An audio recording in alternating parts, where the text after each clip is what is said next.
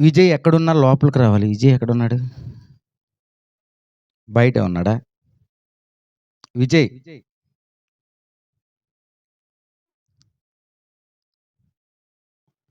Okay. ఈరోజు పుట్టినరోజు జరుపుకుంటున్న దేవుని యొక్క కుమారుడు మహేదర్‌కి సిగ్గుపడుతున్నాడాయన. పుట్టినరోజు శుభాకాంక్షలు. Happy birthday Mahedar. Happy birthday Mahedar. Thanks చెప్పు. హల్లెలూయా! హల్లెలూయా! సో, షార్ట్‌గా కొన్ని విషయాలు మాట్లాడతాను. ఫ్రీగా మాట్లాడతాను. మెసేజ్ ఏమి అనుకోకండి. అంటే మనదే కాబట్టి ఫ్రీగా నేను మాట్లాడతాను. ఓకేనా? ఆహ్, ఈరోజు ఈ యొక్క అట్మాస్ఫియర్ క్రియేట్ అవ్వటానికి కొత్తగా వచ్చినోళ్ళైతే ఈ చర్చ్ బావుందనుకుంటారేమో. నిన్నటి వరకు ఇలా లేదిది. సో, నేను నేను నిన్నటి నుంచి ఈరోజు వరకు నేను ఈ ఆగిరిపల్లిలో లేను. నూజివీడులో కూడా లేను. నేను లేకపోయినా కానీ ఈ ఈ గ్రౌండ్ చుట్టూ కానీ, లైటింగ్స్ కానీ, క్లీనింగ్ కానీ, బ్యాక్‌గ్రౌండ్ కానీ ఇవన్నీ కలిపి తమ్ముడు విజయ్ ఎంతో ప్రేమతో దేవునికి పరిచర్య చేస్తూ మా సంఘం నుంచి చెల్లి ఎస్తేర్ అలాగే వర్ధన్, తమ్ముడు రమేష్ కలిసి ఇదంతా చేశారు. అంతేగా ఇంకెవరు లేరుగా. వీళ్ళే పాపం కష్టపడి చేశారు. వాస్తవానికి ఇది విజయ్ మన దగ్గర బాప్తీసం తీసుకున్నాక జరుగుతున్న మొదటి ఫంక్షన్. నాకు చాలా చేయాలని ఎక్స్‌పెక్టేషన్ ఉంది. కానీ ఏమైపోయిందంటే నేను 2 షెడ్యూల్ ముందే ఏసుకోవటం వలన నేను ఇక్కడ ఉండటం కుదరలేదు. సో, అందుకనే నేను మీ అందరి పక్షంగా తమ్ముడు విజయ్‌కి సారీ చెప్తున్నాను. తమ్ముడు సారీ నేను లేనందుకు. సో, నేను ఉన్నది హానెస్ట్‌గా ఒప్పుకుంటాను. కోపం వస్తే కూడా తిడతాను. ఓకేనా? అలాగే దేవుని పనిలో ఎప్పుడైనా బాధ్యత అప్పగించినప్పుడు ఖచ్చితంగా చేయాలి. బా చెప్పారు. ఖచ్చితంగా చేయాలి. ఓకేనా? దేవుడు ఎప్పుడు పిలుస్తాడో తెలీదు. అంటే పరిచర్యకి. ఓకేనా? పైకి కాదు. ఓకేనా? దేవుడు ఎప్పుడు ఏ పని చెప్తాడో తెలీదు. చేయడానికి ఎప్పుడూ కూడా రెడీగా ఉండాలి. అంతేనండి. ఆ! మా రాజుగారు కూడా హెల్ప్ చేయాలి నాతో మాట్లాడుతున్నప్పుడు. ఓకే. నేను మాట్లాడేటప్పుడు నేను అందరిని కంట్రోల్ తీసుకున్నాకే నేను ఏదైనా చెప్తాను. ఓకే. మీరు పరధ్యానంగా ఉన్నా నా మెసేజ్ వెళ్ళదు. మెసేజ్ అంటే ఏం లేదు. ఊరికే ఆయన పుట్టినరోజు గదా! అందరూ చెప్పినట్టుగా ఏదోకటి చెప్పాలి కాబట్టి ఆయన గురించి చెప్తా. అందరూ ఏం చెప్తారు అంటే పుట్టినరోజు రోజున పిల్లల్ని ఎలా పెంచాలి అదే చెప్తారు గదా! అదే చెప్తారు. నేను కూడా అదే చెప్తా ఇప్పుడు. సో, పిల్లల్ని ఎలా పెంచాలో చెప్పే ముందు 2 వాక్యాలన్నా చదివించి అప్పుడు చెప్తా. మీరు అస్తమానం బైబిల్ తీయాల్సిన అవసరం ఏమీ ఉండదు. ఓకేనా? కీర్తనల గ్రంథము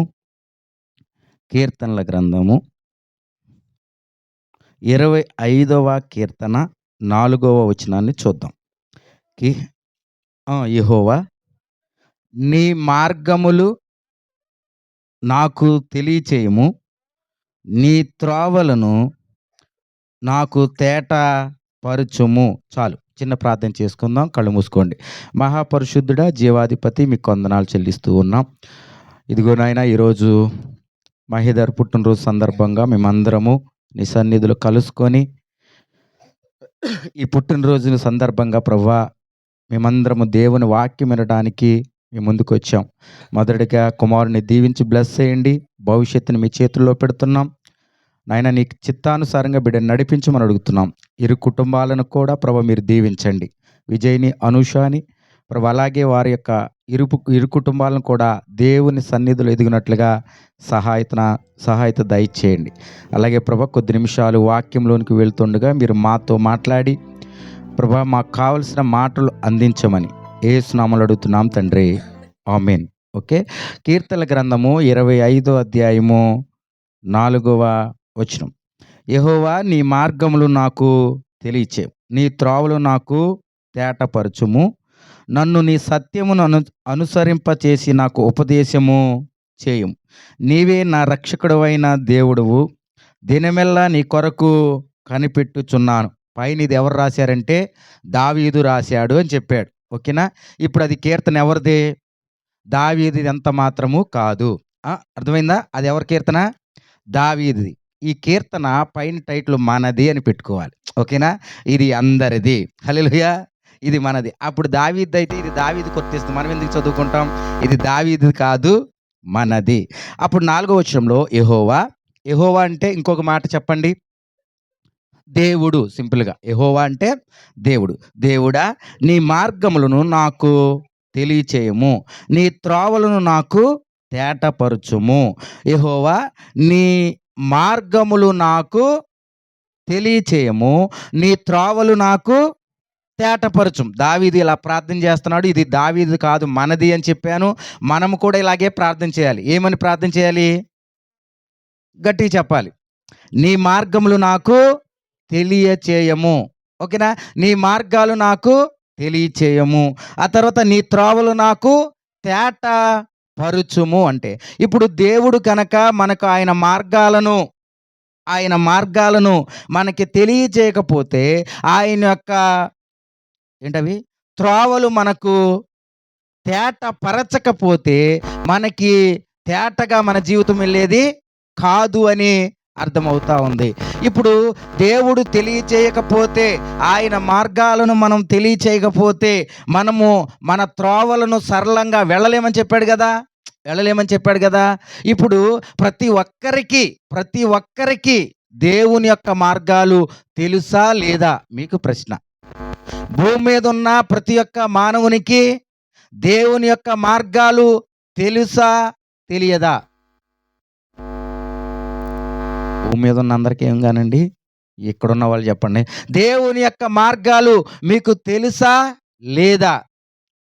అమ్మ, తెలుసా లేదా? తెలుసా లేదా? తెలిస్తే ఆయన మార్గాలు మీకు తేటగా కనిపిస్తాయి.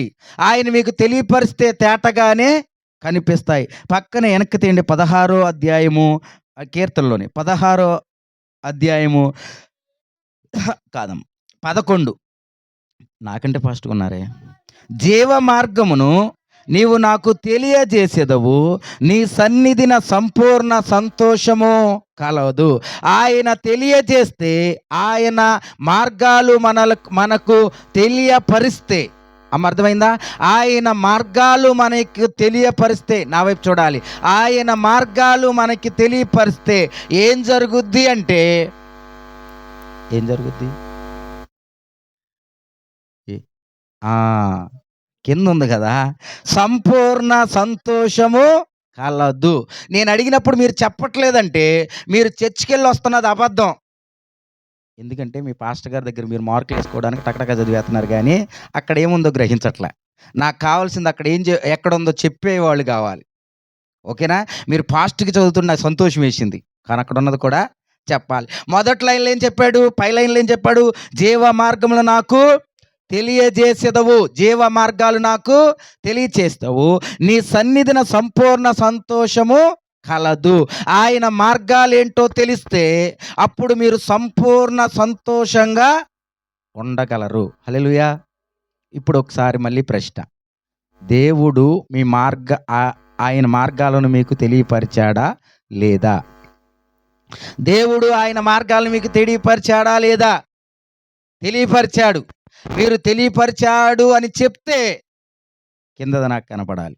నీ సన్నిధిన సంపూర్ణ సంతోషము కలదు. ఆయన సన్నిధి ఎక్కడుంటది? ఆయన ఎక్కడుంటే అక్కడుంటది. ఆయన ఎక్కడున్నాడు? మనలో ఉన్నాడు. అప్పుడు మీరందరూ ఎలా ఉండాలి? సంపూర్ణ సంతోషంగా ఉండాలి. దేనిని బట్టి సంపూర్ణ సంతోషంగా ఉండాలి? 5 ఎకరాల పొలాన్ని బట్టి, బీరువాలో ఉన్న డబ్బుని బట్టి, వెనకున్న బ్యాక్‌గ్రౌండ్‌ని బట్టి అలా చెప్పలేదు బైబుల్. దేనిని బట్టి సంపూర్ణ సంతోషం అని చెప్పాడో తెలుసా? ఆయన మార్గాలు మీకు తెలియచేసిన దానిని బట్టి. ఇప్పుడు మళ్ళీ ఆన్సర్ చెప్పాలి. నేను సంపూర్ణ సంతోషంగా ఉన్నాను అన్నవాళ్ళు చేతులెత్తండి. నేను సంపూర్ణ సంతోషంగా ఉన్నాను నా జీవితంలో. దేవుడు నాకు తెలియపరిచాడు కాబట్టి నేను సంపూర్ణ సంతోషంగా ఉన్నా అనేవాళ్ళు ఒకసారి చేతులెత్తండి. ఉన్నారా లేదా? మళ్ళీ నేను వేరే ప్రశ్న వేసిన తర్వాత మీరు దించేస్తారు. మీరు సంపూర్ణ సంతోషంగా ఉన్నారు అంటే అర్థం ఏంటో తెలుసా? నాకే సమస్య లేదు, నాకే బాధ లేదు, నాకే సమస్య లేదు, ఏ బాధ లేదు, నేను సంతోషంగానే జీవితాన్ని గడుపుతున్నాను అని మీరు ప్రతిసారి చెప్పగలగాలి. చెప్తున్నారా? చెప్తున్నారా? చెప్పట్లా. ఒకటో తారీఖొస్తే చెప్పట్లా మీరు. ఒకటో తారీఖొస్తే చెప్తున్నారా? సాయంత్రం అయితే నాన్న తాగొస్తే చెప్పట్లా మీరు. అవునా కాదా? అమ్మకు కోపం వచ్చినప్పుడు మీరు చెప్పట్లా. అమ్మా, నాన్న గొడవ పడినప్పుడు మీరు చెప్పట్లా. చెప్తున్నారా? లేదు, చెప్పట్లా. అంటే ప్రతిసారి కూడా మీరు సంపూర్ణ సంతోషంగా ఉండగలుగుతున్నారా లేదా? ఉండట్లేదు. మీరు నాకు కనెక్ట్ అవ్వలే ఇంకా కొంతమంది. మీ ప్లగ్‌లు నాకు పెట్టలేదు ఇంకా. పెట్టండి. బుడ్డోడు మనోడే, వర్ధను ఇక్కడ తమ్ముడే, నేనే కుచేపాతో ఆ వాక్యం ఆపేస్తా. అందుకని మిస్ అవుతారు. హల్లెలూయా! సో, మీరు సంపూర్ణ సంతోషంగా ఉండాలి అంటే, మీరు సంపూర్ణ సంతోషంగా ఉండాలి అంటే మీకేం తెలియాలి అంటే, జీవ మార్గములు మీకు తెలియాలి. అది ఎవరు చెప్తారు? దేవుడే చెప్తాడు. దేవుడు చెప్పాలి అంటే మీరు ఖచ్చితంగా దేవుని మాటను ప్రతి వారము వినాలి. రైటా రాంగా? కాదు. వారానికి ఒకసారి వింటారా? ప్రతిరోజు వినాలి. అంటే రోజుకొకసారేనా? అంటే గంటకొకసారేనా? ప్రతి నిమిషము, ప్రతి నిమిషమా? ప్రతి సెకను, ఇది రైట్ ఆన్సర్. ప్రతి సెకను చెప్పరే. ఆయన దేవుని మాటను మీరు వినాలి. వినకపోతే సంపూర్ణ సంతోషం అనేది లేదు. వినకపోతే లేదు. తెలియాలి అంటే మీకు నేను ఫ్యాక్ట్ చెప్పనా? నేను సంపూర్ణ సంతోషంగా ఉన్నా అని ప్రతి కుటుంబము, ప్రతి ఫ్యామిలీ యాక్టింగ్ చేస్తుంది. ఏం చేస్తుంది? యాక్టింగ్ చేస్తుంది. అవునా? చెప్పకపోతే బాగోదని బాగున్నానని చెప్తున్నారు. మీరు నా ముందు కూర్చొని కూడా అలాగే చెప్తున్నారు. ఓకేనా? సో, ఇప్పుడు ఈ మెసేజ్ ఎవరికి చెప్పాలి నేను ఈరోజు? ఎవరికి చెప్పాలి? బాబుకి చెప్పాలంటే మిమ్మల్ని ఎందుకు పిలవాలి? ప్రశ్న. చిత్రంగా ఉంటది నా ప్రశ్నలన్నీ. అవునా? ఆళ్ళ అమ్మోళ్ళకి చెప్పాలి. ఆళ్ళ అమ్మోళ్ళకి చెప్పడానికి మీరెందుకొచ్చారు? కాదు. ఎవరికి చెప్పాలి? ఆయన పక్షంగా మీ అందరికీ నేను చెప్పాలి. ఓకేనా? అప్పుడు వారికి చెప్పాలి, మీకు కూడా చెప్పాలి. ఏం చెప్తున్నానో తెలుసా ఈరోజు? దేవుడు తన మార్గాలను మానవుడికి తెలియపరచాలి అనుకుంటున్నాడు. ఎందుకు తెలుసా? నువ్వు, నీ కుటుంబము సంతోషంగా ఉండాలి అని. ఎందుకు ఆయనే అనుకుంటున్నాడంటే, భూమి మీద ఉన్న ప్రతి మానవుణ్ణి ఆయనే నిర్మించాడు కాబట్టి. ఆయన ద్వారా మాత్రమే మనిషి భూమి మీదకి వస్తున్నాడు కాబట్టి. అవునా కాదా? కాదంటే వాక్యం చూపిస్తా చూడండి. తీయండి. కీర్తనల గ్రంథము 127:3. కాదంటారా? 127:3. కాదంటారా? కీర్తనల గ్రంథము 127:3. మా బ్యాచ్ తీరేంటి త్వరగా. అది కుమారులు యెహోవా అనుగ్రహించు స్వాస్థ్యము, గర్భఫలము ఆయన ఇచ్చు బహుమానము. బైబుల్ నేను రాసింది కాదు, బైబుల్ మానవుడు రాసింది కాదు, బైబుల్ దేవుడే రాశాడు. దీని మీద మానవుడు ఎవరు రాసినట్టుగా లేదు, ఇది దేవుడే రాశాడని దీంట్లో కన్క్లూజన్లో ఇచ్చారు. కాబట్టి మానవుడు భూమి మీదకి రావడానికి కారణము దేవుడే. అవునా కదా? దేవుడే. దేవుడే కాబట్టి అన్న కళ్యాణ్ అన్న మీరు వినాలి. దేవుడే కాబట్టి మానవుడు భూమి మీదకి రావటానికి కారణము దేవుడే కాబట్టి నువ్వెలా ఉండాలో చెప్పగలిగేది ఎవరు? దేవుడే. భూమి మీద ప్రతి మనిషి సంతోషంగా ఉండాలి అంటే దేవుడి మాట ఖచ్చితంగా వినాలి. ఎవరి కుమారుడు వారి తండ్రి మాట వింటేనే సరైన మార్గంలో ఉండగలడు. కాబట్టి మన తండ్రి, మన దేవుడు, కొంతమంది నమ్మారు, కొంతమంది నమ్మలేదు. కానీ నమ్మకపోయినంత మాత్రాన నిజం ఎప్పుడు నిజం కాకుండా పోదు. నిజం ఎప్పుడు కూడా నిజమే. ఏంటా నిజము? భూమి మీద ఉన్న ప్రతి మానవుణ్ణి దేవుడే ఈ భూమి మీదకి పంపించాడు అని చెప్పేది నిజం. అమ్మ వింటున్నారా? హల్లెలూయా చెప్పండి. హల్లెలూయా. హల్లెలూయా ఎందుకు వాడతారు తెలుసా? నిద్రపోకుండా లేపటానికి. వాస్తవానికి అందుకు కాదు, అందుకు అయిపోయింది. అవునా? హల్లెలూయా. ఓకే. అంటే కునికేస్తుంటారు. డే అంతా పని చేస్తే సాయంత్రానికి నిద్ర వచ్చేద్ది. ఓకేనా? ఎక్కడున్నా నేను మర్చిపోయా. మానవుణ్ణి దేవుడే ఈ భూమి మీదకి పంపించాడు కాబట్టి మానవుడు భూమి మీద ఎలా జీవించాలో చెప్పాల్సింది ఎవరు? దేవుడే. అవునా కదా? దేవుడే.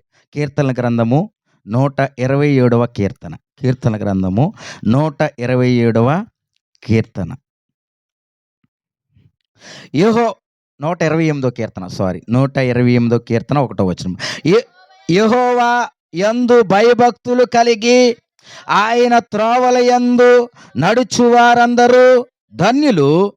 నిశ్చయముగా ఆ! ఆ! ఆ! ఆ! ఆగండి. ఇది ఎవరి గురించి రాస్తున్నాడు? కాదు. నీ భార్య అంటే కాదు కదా! ఇక్కడ నీ భార్య అంటే ఎవరికి రాస్తున్నాడు? ఆ! ఎవరు చెప్పారు? రాజుగారికి ఒకసారి క్లాప్స్ కొట్టండి. నీ భార్య అంటే భర్తలకు రాస్తున్నాడు.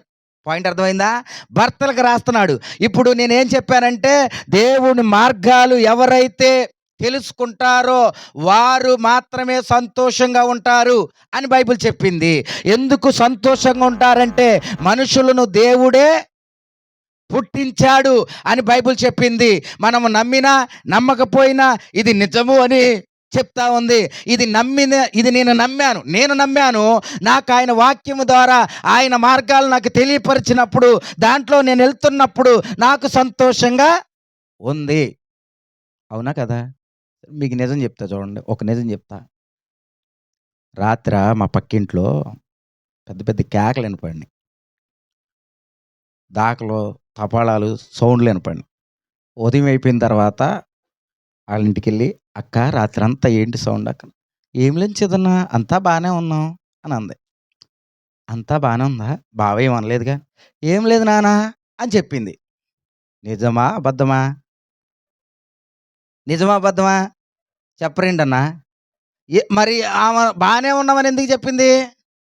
ఈ ఉదాహరణ మా అక్కకే కాదు, భూమి మీద ఉన్న ప్రతి కుటుంబానికి కూడా సమస్య ఉంది. అదే నేను చెప్తున్నది. ఎవరు కూడా నిజంగా జీవించట్లే. ఎవరు కూడా భూమి మీద నిజంగా జీవించట్లా. మన లోపాన్ని బయటకు చూపించుకోకూడదు అని దాస్తూ, దాస్తూ అబద్ధంలో జీవితాలు నడుస్తున్నాయి. నిజమేంటో చెప్తా చూడండి. నిజమేంటో చెప్తా. ఇప్పుడు ఈ వాక్యం, ఈ కీర్తన ఎవరికి రాశారని చెప్పాం మనం? భర్తలకు రాశాడు. అంటే ఇప్పుడు నేను చెప్పబోయే మాటలు ఎవరికి? భర్తలకు. ఉన్నారా భర్తలు ఎవరన్నా? భర్తలు చేతులు ఎత్తండి. భర్తలు. పెళ్ళయింది కన్నా చెప్తానే సిస్టర్ కన్నా, వీడియో రికార్డ్ అవుతుంది.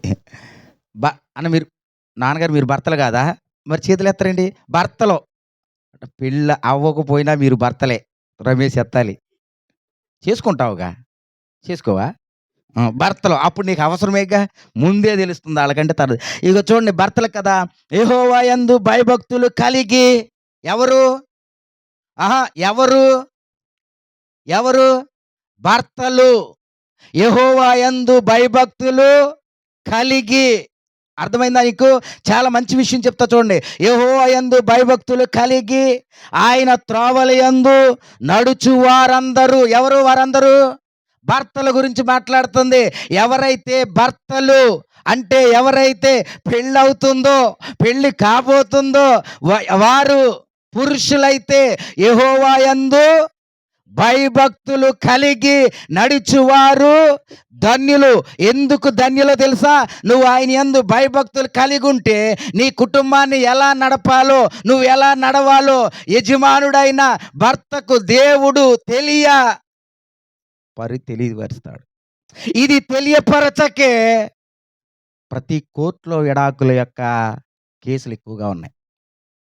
ఇది తెలియకే. అవునా? మీకు అర్థమైందా?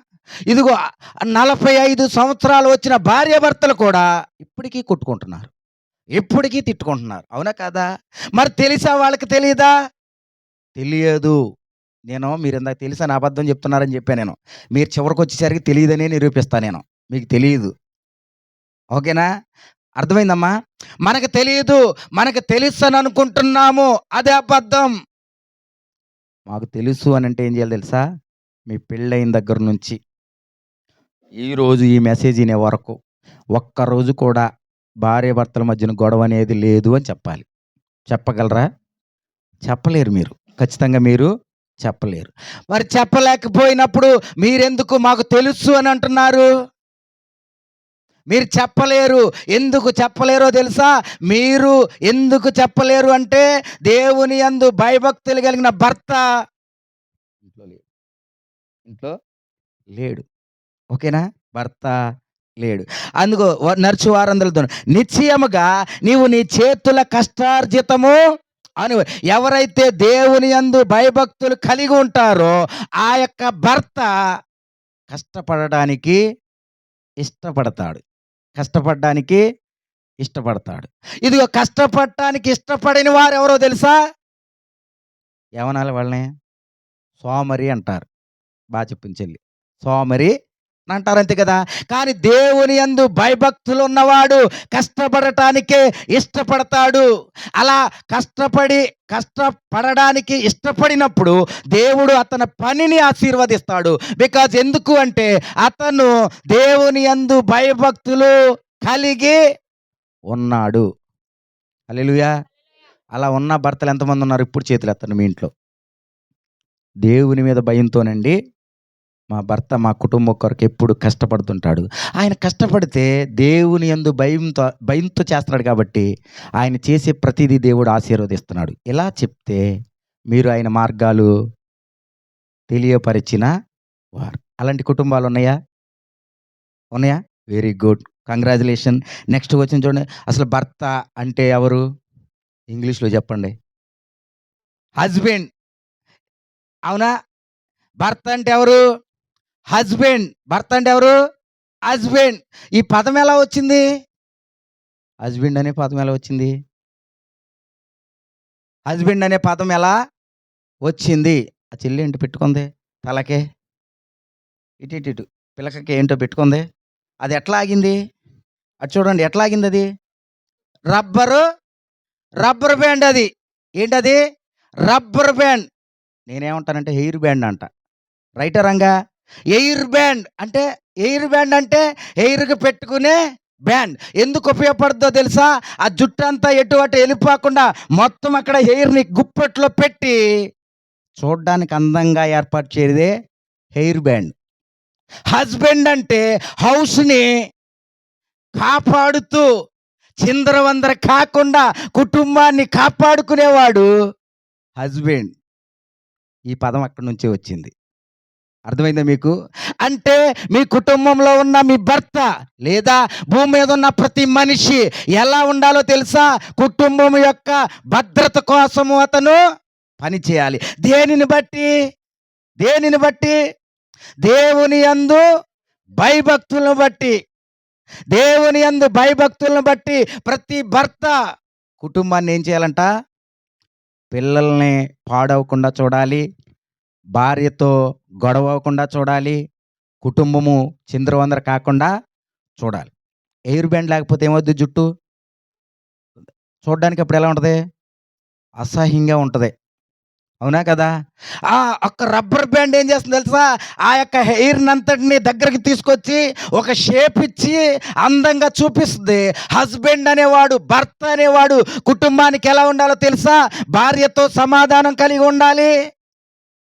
భార్యతో సమాధానం కలిగి ఉండాలి. పిల్లలతో సమాధానం కలిగి ఉండాలి. వీటన్నిటికంటే ఇలా ఉండాలి అంటే అతనికేముండాలి? దేవుని యందు భయభక్తులు కలిగి ఉండాలి. దేవుని యందు భయభక్తులు కలిగిన ప్రతి పురుషుడు, ప్రతి భర్త తన కుటుంబాన్ని జాగ్రత్తగా కాపాడుకుంటాడు. ఇదే ఈ వాక్యంలో ఉన్నది. నేను తెలివిగా చెప్పిందేమీ కాదు. చూడండి అలా ఉన్నావు. నీవు ధన్యుడవు. నీకు మేలు కలుగును. నీ లోగిట నీ భార్య ఫలించు ద్రాక్షవలె ఉండును. ఇప్పుడు పైన భర్త ఎలా ఉండాలో చెప్పాడు. మొదటిదేంటి? భయభక్తులు కలిగిన భర్త ఏం చేస్తాడు? కుటుంబాన్ని చిందరవందర కాకుండా కాపాడతాడు.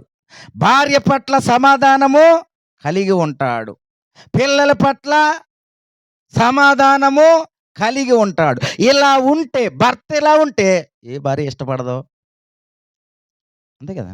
ఏ భార్య? ప్రతి భార్య తన భర్తకి ఖచ్చితంగా లోబడే ఉంటది. ఇక్కడేం చెప్పాడంటే, "నీవు ధన్యుడు, నీకు మేలు కలుగును. నీ లోగిట నీ భార్య ఫలించు ద్రాక్షవలే." భార్య ఎలా ఉంటదంట? ఫలించు ద్రాక్ష చెట్టు తెలుసా మీకు ఎవరికన్నా? తెలుసా? సో, భార్యని కూడా ఇంగ్లీష్‌లో ఏమంటారు? వైఫ్ అంటారు. వైఫ్ అనే పదం ఎలా వచ్చింది? తెలుసా మీకు? వైఫై గాదు. ఎప్పుడు ఉంటది కదా! వైఫై గాదు. భార్య అంటే వైఫ్ అయితే వేవ్స్, వేవ్స్ అంటే తెలుసా మీకు? వేవ్స్ అంటే తెలీదా? అలలు, అలలు. ఆ పదంలో నుంచి వైఫ్ అనే పదం వచ్చింది. ఇది దేని నుంచి వచ్చిందంటే, ద్రాక్ష తీగ ఎలా అయితే తీగలు పాగుతూ ఉంటది. ఎక్కడ పాగుతది? నేలెమ్మట పాగుద్దా? దేని మీద పాగుద్ది? పందిరి మీద పాకుతుంది. పందిరి మీద పాకినప్పుడు దూరం నుంచి చూస్తే పందిరి మీద ఉన్న ఆ ద్రాక్ష వల్లి ఎలా ఉంటది? చాలా రమ్యంగా ఉంటది. ఇప్పుడు ఈ తీగ దేని మీద పాకిందంటే పందిరి మీద పాకితే, ఆ తీగని నిలబెట్టింది ఎవరు? పందిరి. ఆ పందిరి భర్త అయితే ద్రాక్ష తీగలు భార్య. చూడటానికి అందంగా ఉంటది. ఇదిగో భర్త సపోర్ట్ ఇయ్యకపోతే భార్య పడిపోద్ది. భార్యని అందంగా నిలపాడంటే భర్త సపోర్ట్ ఖచ్చితంగా ఉండాలి. భార్య ఎవరి మీద ఆధారపడాలి? భర్త మీద కీర్తనలు అదే చెప్పింది ఇప్పుడు. నేను చెప్పింది ఏదో మెసేజ్ చెప్తున్నా అనుకుంటున్నారు. ఇక్కడ ఉన్నదాన్ని మెసేజ్ చెప్తున్నా. నేనేదో మీకేదో లెక్చరర్ ఇవ్వాలని కాదు. మనం హ్యాపీగా ఉండడానికి దేవుడిచ్చిన అర్థం ఇది. ఓకేనా? నీ లోగిట నీ భార్య ఫలించు ద్రాక్షావళి వలె ఉండు. నీ లోగిట అంటే నువ్వు ఎప్పుడైతే దేవునికి భయపడి కుటుంబం కొరకు కష్టపడుతూ భార్య పట్ల సమాధానం కలిగి పిల్లల పట్ల సమాధానం కలిగి కుటుంబాన్ని చిందరవందర కాకుండా చేయటానికి నువ్వెప్పుడు దేవుని యందు ఎవరి యందు భయం చేత? దేవుని యందు భయం చేత. Very important. లాస్ట్‌లో కన్‌క్లూజన్‌లో మీకు ట్విస్ట్ ఉంటది. ఇప్పుడు ఏదో చెప్తున్నాడని మీరు నిద్రపోతే గనక లాస్ట్‌లో మిస్ అవుతారు. ఓకేనా? దేవుని యందు భయము ఉంటేనే ఇవన్నీ ఉన్నవాడు ఎలాగుంటాడు తెలుసా? అగో ఆ ద్రాక్ష తీగలు పైకొచ్చినప్పుడు వాటిని నిలబెట్టాలి అన్నట్టుగా ఒక సపోర్ట్‌గా ఒక భర్త ఒక కుటుంబానికి ఉంటాడు. అప్పుడు ఆ తీగలు ఎక్కడి వరకు పాకుతాయి? ఎక్కడి వరకు పాకుతాయి? ఆ పందిరి అంతా పాకుతాయి. ఆ పాకిన తర్వాత కిందేమన్నాడంటే, నీ లోగిట నీ భార్య ఫలించు ద్రాక్ష వలె ఉండును. నీ భోజనపు బల్ల చుట్టూ నీ పిల్లలు ఒలీవ మొక్కల వలె నుందురు. నీ భోజనపు బల్ల చుట్టూ ఎవరున్నారంట? పిల్లలు ఉంటే ఎలా ఉంటదో తీగలకి ఏముంటాయి? కాయలు కాస్తాయి. గుత్తులు ఎక్కడ ఏలబడతాయంటే పందిరి చుట్టూ కూడా లోపల కూడా వేలాడుతూ ఉంటుంది. అవునా కదా? అది చూడటానికి ఎలా ఉంటది? పందిరి స్ట్రాంగ్‌గా ఉంది. పందిరి మీద తీగలు స్ట్రాంగ్‌గా నిలబడ్డాయి. గుత్తులు ఏలాడుతూ శ్రేష్టంగా ఉన్నాయి. దూరం నుంచి చూస్తే ఎంత బాగుంది? బాగుంటదా? బాగోదా? బాగుంటదా? బాగోదా? అది మన కుటుంబము.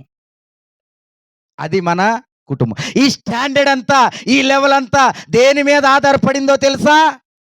పందిరి మీద కాదు, భర్త మీద కాదు, దేవుని యందు భయభక్తుల మీద ఆధారపడి ఈ కుటుంబం అంతా నిర్మించబడింది. మనకు దేవుడే తెలియకపోతే ఈ స్టాండర్డ్ అంతా ఎలా తెలుసుద్ది? మనకు దేవుడే తెలియకపోతే భూమి మీద ఉన్న ఎంతమందికి దేవుడు తెలుసు? అందరికే. మరి ఈ స్టాండర్డ్ ఎందుకు లేదు? దేవుడు తెలుసని అనుకున్నామండి. గట్టిగా చెప్తే అందరూ కొడతాకొత్తారు గానీ తెలుసని అనుకున్నాం. తెలియదు. నిజంగా ఈ భూమి మీద ఉన్న ప్రతి కుటుంబము మీకు ఆన్సర్ చెప్పనా? లైవ్ జరుగుతుందని నేను కొన్ని ఓపెన్ అవ్వలేకపోతున్నా. ఎట్లా చెప్పనా? పెళ్ళయిన దగ్గర నుంచి ఇప్పుడు వరకు ఎన్నిసార్లు భార్యాభర్తలు కొట్టుకుంటారు, తిట్టుకుంటారు. ఎన్నిసార్లు ఇరిటేషన్ వచ్చి ఈడు వద్దు అని భార్య అనుకుంటది. ఏమొద్దు అని భర్త అనుకుంటాడు. కానీ స్టిల్ అలాగే కొనసాగుతున్నారంటే హ్యాపీగా కొనసాగినట్టా? సర్దుబాటు చేసుకొని కొనసాగుతున్నారు. అది దేవుడు కోరుకోవటం లేదు. పాయింట్ అర్థమైంది మీకు? దేవుడు అది కోరుకోవటము లేదు. అలా ఉండటం దేవుడు కోరుకోవటం లేదు. కానీ ప్రతి కుటుంబం అలాగే ఉంది. దాంట్లో ఎమడలేకపోతే నువ్వు నాకొద్దు అని చెప్పేస్తున్నారు ఇప్పుడు. నువ్వు నాకొద్దు అని చెప్పేస్తున్నారు. కానీ దేవుడు వివాహము అనే బంధాన్ని ఆయన ఒక ఉద్దేశంతో ఏర్పరిచాడు. వివాహం అనే బంధాన్ని ఆయన ఒక ఉద్దేశంతో ఏర్పరిచాడు. అందుట్లో భార్య భర్తలు చాలా ప్రేమగా ఉండాలి అనేది దేవుని యొక్క ఉద్దేశం. నీ పిల్లలు నీకొక ఫలములాగా ఈ లోకానికి కనపడాలి అనేది దేవుని యొక్క ఉద్దేశం. పెళ్లి చేసుకోగానే అమ్మా నాన్న పక్కన పెట్టాలి. అవునా కాదా? అవునా? అదేంటి అవునా కాదా? అవునా కాదా? అవునని చెప్తున్నారు మీరు. అప్పుడు దేవుడు ఈ మాట మీకు చెప్పాడా అని అడుగుతా నేను. దేవుడు ఈ మాట చెప్పాడా అలా చేయమని? తల్లిని తన్నమని చెప్పాడా? తండ్రిని తన్నమని చెప్పాడా? ఇంట్లోంచి తరిమేయమని చెప్పాడా? చెప్పలేదే. చెప్పలేదే. చెప్పలేదు. మరి ఏం చెప్పాడు? ఆయన ఒక మార్గం చెప్పాడు. అది ఎప్పుడు తెలుస్తుంది? నువ్వు ఆయన దగ్గర భయం ఉండి ఆయన మార్గాలు తెలుసుకుంటే ఏం చేయాలో కూడా చెప్తాడు ఆయన. ఎవరు కూడా దేవుని సన్నిధిలో ఆయన మార్గాలను తెలుసుకోలేకుండా కుటుంబాలు చిందరవందరంగా చేసుకుంటున్నారు. ఇక్కడ పరిచర్య జరుగుతున్నప్పుడు కూడా మేము ప్రకటిస్తున్నప్పుడు చెప్పేది మతం మార్చడానికి కాదు, కుటుంబాలను బాగు చేయడానికి అని చెప్తుంటే అర్థం చేసుకోలేని పరిస్థితుల్లో మనుషులు ఉండిపోయారు. మనుషులు ఇక్కడికి వచ్చి నేను ఏదైనా లాభ పొందుంటే ఈ పాటికి బిల్డింగు కట్టేవాడిని. 1500 అద్దె కూడా కట్టలేకపోతున్నాం. ఎవరి కొరకు? దేవుని మార్గాలను తెలియపరచడానికే. ఎవరి కొరకు? మీ కొరకే. ఎవరి కొరకు? మీ కొరకే. అర్థమైందమ్మా? ఇప్పుడు ఇంట్లో భార్యాభర్తలు ఎలా ఉండాలని చెప్పాడు ఇప్పుడు పందిరిని చూపిస్తూ? ఒకరికొకరు సమానముగా ఐక్యతతో ప్రేమ కలిగి ఉండాలి. ఓకేనా? ఎలా ఉండాలంటే నువ్వు 2 పనులు చేయి, నేను 2 పనులు. అది కాదు అసలు. నాకు తెలిసి మీరు ఎస్ అంటారని. అది కాదు అసలు. నువ్వు 2 పంచుకుంటాకి అని వాటాలా? మీ ఇల్లు మీ ప్రేమ కదా. అవునా కాదా? ఇద్దరు కలిసి చేయాలి. ఇద్దరు కలిసి చేయాలి. కానీ అపవాది ఏం పెట్టాడో తెలుసా? నువ్వు పురుషుడివి అనే అహంకారాన్ని పెట్టాడు. నువ్వు స్త్రీవి అనే పెట్టాడు. పైకి చెప్పలేనమ్మా నేను. నువ్వు చెప్పేసావు, భలే చెప్పావు. పెట్టేశాడు. ఇది నమ్మటానికి, ఇది వినటానికి మీకు కష్టంగా ఉన్న దేవుడు చెప్పింది అదే. దేవుడు చెప్పింది అదే. సంతోషంగా ఉండడానికేనండి ఫైనల్గా. ఇప్పుడు ఇది ఎందుకు చెప్తున్నాడు దేవుడు? సంతోషంగా ఉండటానికే. మనం ఒక మార్గం ఉంది. మీ పిల్లోడిని స్కూల్కి పంపించారనుకో, ఎన్ని గంటలకు పంపించాలి? ఉదయం 9కి. వెళ్ళేటప్పుడు ఏ డ్రెస్ వేసుకెళ్తాడు? యూనిఫామ్ ఎందుకు వేసుకెళ్తాడు? స్కూల్ యొక్క రూల్ అది. ఆ రూల్ ప్రకారం వెళితే సంతోషంగా వెళ్ళగలడు. సంతోషంగా సివిల్ వేసుకెళ్తే ఏమవుద్ది? పిచ్చి కొట్టుడు కొడతారు. అక్కడ ఏడుస్తాడు. తర్వాత ఇంటికి వస్తాడు. నేను స్కూల్కి వెళ్ళనంటాడు. నువ్వు అనాలి, నువ్వు యూనిఫామ్ లేదు, నువ్వు ఇలాగే వెళ్ళాలనాలి. ఆడు పారిపోతాడు. ఎందుకు తెలుసా? స్కూల్ యొక్క రూల్స్ని వాడు పాటించలేదు. దేవుడు యొక్క రూల్ ఏంటో తెలుసా? దేవుడు రూలు వాక్యమే. దేవుడు రూల్ ఏంటి? వాక్యమే. నీకు వాక్యం తెలిస్తే భార్యతో ఎలా ఉండాలో తెలుస్తుంది. వాక్యం తెలిస్తే పిల్లలతో ఎలా ఉండాలో తెలుస్తుంది. వాక్యం తెలిస్తే దేవుడితో ఎలా ఉండాలో తెలుస్తుంది. ఇవన్నీ తెలిస్తే నువ్వు నీ కుటుంబమే సంతోషంగా ఉంటారు. ఎదుటివారి గురించి కాదు. ఇప్పుడు వరకు ఎవరి గురించి చెప్పా? భర్త గురించి చెప్పా, భార్య గురించి కూడా చెప్పా. మీ మొబైల్కి ఛార్జింగ్ పెడతారు మీరు? ఆ పిన్ ఉంటుంది, బద్ద ఉంటుందా? దానికి 2 పిన్నులు ఉంటాయా? పిన్నులు ఉంటాయి కదా. ఛార్జింగ్ పెట్టేటప్పుడు ఆ 2 పిన్నుల్ని బోర్డులో పెడతారు. ఓకేనా? మీరు రేపు పొద్దున వెళ్ళినప్పుడు ఏం చేయండి, ఒకదాన్ని ఇరిచేసి పెట్టండి. ఛార్జింగ్ ఎక్కిందా? రెండో దాని తర్వాత పెడతారు, కానీ రెండోది ఇరిచేసి మళ్ళీ ఇంకోటి పెట్టండి. ఎక్కుద్దా? అదేంటి? ఎక్కాలంటే 2 ఎక్కితే ఛార్జింగ్ ఉంటుంది. నువ్వు నువ్వు నీ భార్య దేవునిలో సమానత్వంగా ఆయన ప్రేమ కింద ఉండగలిగితే నీ లైఫ్ అనేది హ్యాపీగా ఉంటుంది. హల్లెలూయా. ఓకే, 10 నిమిషాలు ఉంది. ఓకే, భర్త గురించి చెప్పాను, భార్య గురించి చెప్పాను, పిల్లల గురించి చెప్తాను. కింద చూడండి, 4వ వచనం. యెహోవా యందు భయభక్తులు గలవాడు ఇలాగూ, ఇదిగో ఇలా చేస్తే ఆశీర్వదించబడతాడు. హల్లెలూయా. ఇలా చేస్తే ఆశీర్వదించబడతాడు. సీయోనులో నుండి యెహోవా నిన్ను ఆశీర్వదించును. నీ జీవిత కాలమంతయు యెరూషలేమునకు క్షేమము కలుగుట చూచెదవు. నీ పిల్లల పిల్లలు నువ్వు నీ భార్య ఇలా ఉంటే నువ్వు ఆశీర్వదించబడతావు. ఇప్పుడు ఫైనల్గా ఏంటంటే, మీరు ఎంతసేపు ఇప్పుడు ప్రార్థన ఎందుకు పెట్టారయ్యా? ఎవరి కోసం పెట్టారు? మహిదర్ కోసం పెట్టారు. మహిదర్ కోసం ఎందుకు పెట్టారు? ఆయన పుట్టినరోజు పెట్టారు. ఏంటి ఉపయోగం అంటే, ఊరికి అడుగుతున్నా, అంటే తిట్టట్లేదు. ఏంటి ఉపయోగం అంటే, ఆయన గురించి మీరు ఏదన్నా అనుకున్నారా? ఏమనుకున్నారు అనేది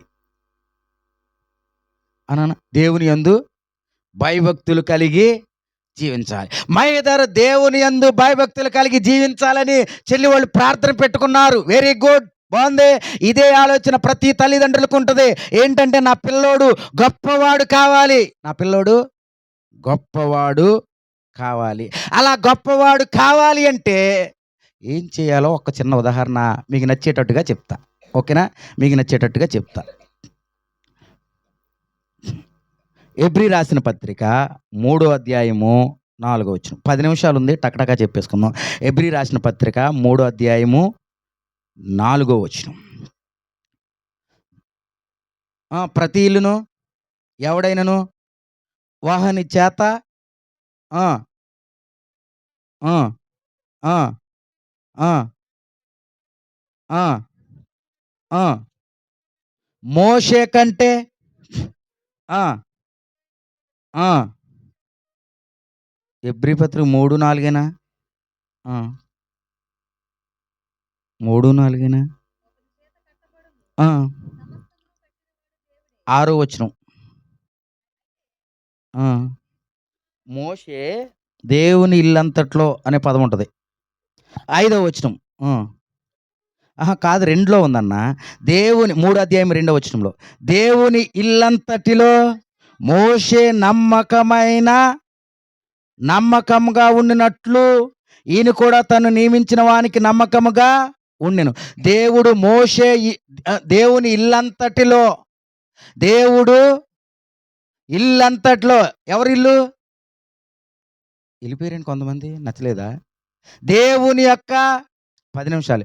దేవుని యొక్క ఇల్లంతటిలో నమ్మకమైన వాడు ఎవరు? మోషే. అర్థమైంది మీకు? దేవుని యొక్క ఇల్లంతట్లో నమ్మకమైన వాడు ఎవరు? మోషే. ఆయన వదిలేయమ్మ, మోషే. ఓకేనా?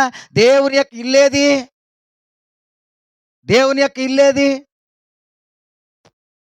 దేవుడు మోషేని ఎవరి పైన నిర్మించాడు? ఇశ్రాయేలు ప్రజల పైన నియమించాడు. ఇశ్రాయేలు ప్రజలే దేవుని యొక్క ఇల్లు. ఇక్కడ చెప్పిన మీనింగ్ అర్థమైందా? ఎంతమంది ఇశ్రాయేలు ప్రజలు? 20 లక్షల మంది. వింటున్నారా? మళ్ళీ ఒకసారి హల్లెలూయా చెప్పాలి. హల్లెలూయా, హల్లెలూయా అంటే మళ్ళీ మీరు పక్కకి వెళ్ళిపోతున్నారు. ఇంకో మోషే దేవుని యొక్క ఇల్లంతట్లో మోషే నమ్మకమైన వాడు. మీరు ఇక్కడ ఇంటేనే కొంచెం ఎదరికెళ్ళిన తర్వాత బాగుంటుంది. మోషే దేవుని ఇల్లంతటిలో నమ్మకమైన వాడు. మోషే దేవుని యొక్క ఇల్లు ఎవరు? ఇశ్రాయేలు ప్రజలు. ఎంతమంది? 20 లక్షల మంది. 20 లక్షల మంది పైన నాయకుడిగా ఎవరున్నారు? మోషే ఉన్నాడు. అంత గొప్ప నాయకుడిగా మోషే. అసలు మెసేజ్ ఇప్పుడే, ఇది లెక్క అయితే, ఇప్పుడు దా చెప్పింది పరిచయం లెక్క అయితే, కానీ నేను ఇక్కడే ముగించేది. మోషే దేవుని యొక్క ఇల్లంతట్లో నమ్మకమైన వాడు అని ఎవరు చెప్తున్నారు? దేవుడే చెప్తుంది, వాక్యమే చెప్తుంది. అవునా కదా? ఇప్పుడు చెప్తున్నప్పుడు అందరూ జాగ్రత్తగానండి. మోషే దేవుని యొక్క ఇల్లంతట్లో అంటే, ఇల్లు అంటే దేవుడికి ఇల్లేమి లేదు, దేవుని యొక్క ప్రజలే దేవుని యొక్క ఇల్లు. దేవుడు 20 లక్షల మందిని ఏర్పరచుకొని వారందరికీ నాయకుడుగా మోషేని ఎన్నుకున్నాడు. దాని మీద నమ్మకంగా ఉన్నాడు. హల్లెలూయా. నమ్మకంగా ఉన్నాడు. గొప్పవాడా కాదా? గొప్పవాడా కాదా? దేవుడు ఒక మనిషిని ఎన్నుకొని 20 లక్షల మంది పైన నాయకుడిగా ఉంచటం గొప్పవాడా కాదా? గొప్పవాడు. ఇలా గొప్పవాడవటానికి మోషే జీవితంలో 2 జరిగాయి. 3ని కట్ చేసి 2 చేశా. 2 జరిగాయి. ఏ 2 తెలుసా? 2 కారణాలను బట్టి మోషే గొప్ప నాయకుడిగా మార్చబడ్డాడు. ఇప్పుడు మహేదర్ కోసం వారి తల్లిదండ్రులు ఎలాగన్నారు, మీ పిల్లల కోసం మీరేమనుకుంటున్నారు, అదంతా మోషేలాగా మీ కుమారులు కూడా పెద్ద నాయకులు కావాలి అంటే మోషే జీవితంలో జరిగిన 2 మీ జీవితంలో కూడా జరగాలి. ఇందాక నేను ఇప్పుడు వరకు ఏం చెప్పా తెలుసా? తల్లిదండ్రులు భార్య భర్తల గురించి చెప్పా, భర్త ఎలా ఉండాలో చెప్పా, భార్య ఎలా ఉండాలో చెప్పా, వాళ్ళిద్దరూ ఎలా ఉండాలో చెప్పా. ఇప్పుడు పిల్లలు గొప్ప నాయకులుగా ఎలా ఎదగాలో చెప్తా. నిర్గమాకాండము 2వ అధ్యాయము, నిర్గమాకాండము 2వ అధ్యాయము, నిర్గమాకాండం 2వ అధ్యాయం 1వ వచనం. 1వ అధ్యాయం 22వ వచనం. అయితే ఫరో హెబ్రీలో పుట్టిన ప్రతి కుమారుని నదిలో పారవేయుడి, ప్రతి కుమార్తెని బ్రతకనీయుడి అని తన ప్రజలందరికీ ఆజ్ఞాపించెను. ఫరో అనే ఒక ఆయన హెబ్రీలో ఎవరైనా పుడితే వారిని అందరినీ, మగవారైతే తీసుకెళ్ళి ఎక్కడ పడేయాలి? నదిలో పడేయండి. ఏం చేయాలి? నదిలో పడేయాలి. నదిలో పడేస్తే స్త్రీలు మాత్రమే ఉండాలి, ఎందుకంటే వారి సంతానం పెరగకూడదు. కాబట్టి పురుషులందరినీ ఏం చేయాలి? నదిలో, గట్టిగా చెప్పాలి వెనకాల ఉన్నవాళ్ళు, ఎక్కడ పడేయాలి? నదిలో పడేయాలి. ఎవరిని? కుమారుల్ని. ఏ కుమారుల్ని? హెబ్రీ యొక్క కుమారులని నదిలో పారవేయాలి. 2వ అధ్యాయం 1. లేవి వంశస్థుడు అక్కడ లేచి లేవి కుమార్తెని వివాహము చేసుకుని ఆ స్త్రీ గర్భవతి అయి కుమారుని కని వాడు సుందరుడై ఉండుట చూచి 3 నెలలు వానిని దాచెను. 3 నెలలు వానిని. ఎవరు ఆ కుమారుడు? అమ్మో, భలే తెలిసింది మీకు. ఎవరు ఆ కుమారుడు? మోషే పుట్టబడినప్పుడు పరిస్థితి ఏంటో తెలుసా? పురుషులు పుడితే, మగపిల్లాడు పుడితే తీసుకెళ్ళి నదిలో పడేయాల్సిన సమయంలో ఇదిగో మోషే పుట్టినప్పుడు చూడ్డానికి చాలా అందంగా ఉన్నాడు. చూడండి, అందంగా ఉన్నాడు. ఆ స్త్రీ గర్భవతి సుందరుడై ఉండడం చూసి 3 నెలలు వానిని దాచెను. 3 నెలలు ఎవరిని దాచింది? మోషేని దాచింది. ఇప్పుడు తల్లి ఏం చేసిందో చెప్తా చూడండి. తల్లి ఏం చేసిందో తెలుసా? 9 నెలలు గర్భంలో మోసింది. 9 నెలలు గర్భంలో మోసింది, 3 నెలలు దాచింది. ఎక్కడ దాచింది? ఎన్ని నెలలు? 3 నెలలు అక్కడే దాచింది. 3 నెలలు దాచిన తర్వాత ఇదిగో ఒక జమ్ము పెట్టె తీసుకొని దానికి జిగట మన్నును కీలును పూసి అందులో ఆ పిల్లవాడిని పెట్టి ఏటి ఒడ్డిన జమ్ములో దానిని ఉంచగా వానికేమో సంభవించునో తెలుసుకున్నటకు వాని యొక్క దూరముగా నిలిచును. ఫరో కుమార్తె స్నానం చేయుటకు ఏటికి వచ్చెను. ఆమె పనిగత్తులు ఏటి ఒడ్డున నడుచుండగా ఆమె నాచులోని ఆ పెట్టెను చూచి తన పనిగత్తెనొక్కదానిని తీసుకుని దాన్ని తెప్పించి తెరచి ఆ పిల్లవాడిని చూచినప్పుడు ఆ పిల్లవాడు ఏడ్చుండగా చూచి వాని యందు కనికరపడి వీడు హెబ్రీయుల పిల్లల్లో నొకడు. అప్పుడు వాని అక్క ఫరో కుమార్తె, నీ కొరకు ఈ పిల్లవాడిని పెంచుటకు నేను వెళ్ళి హెబ్రీ స్త్రీలో ఒకదాన్ని పిలుచుకొని వత్తునని అనేను. ఇక్కడ వరకు మీకు తెలిసింది. ఇప్పుడు మోషే పుట్టాడు, మగపిల్లవాడు, తీసుకెళ్ళి ఏం చేయాలి? నదిలో పడేయాలి. కానీ బాగున్నాడు, నదిలో పడేయడానికి తల్లికి ఇష్టం లేదు. ఏ తల్లి నదిలో పడేస్తుంది? ఒప్పుకుంటుందా? ఒప్పుకోదు. 3 నెలల పాటు దాచింది. అది తల్లి ప్రేమ. దేనిని బట్టి దాచింది?